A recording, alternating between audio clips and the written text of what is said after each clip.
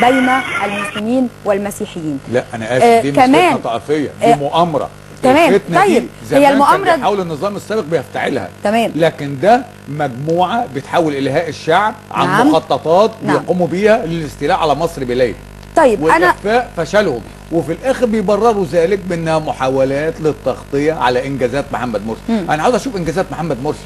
محمد مرسي عمل ايه ل 12 مليون مصري مصابين بالفشل الكلوي؟ محمد مرسي عمل ايه ل 9 مليون مصري مصابين بداء السكر؟ محمد مرسي عمل ايه علشان يرفع المعاناه عن الشعب المصري، عشان يوفر انبوبه البوتاجاز اللي وصلت ل 50 جنيه، عشان يوفر رغيف العيش، عشان يوفر فرص العمل، عشان يقضي على مشكله الغاز والسولار والبنزين وغيره. محمد مرسي وجماعته وعشيرته تتعمد تقزيم مصر والقاء مصر على قارعه الطريق لقمه سائغه لبعض الدويلات لنهبها والاستيلاء عليها.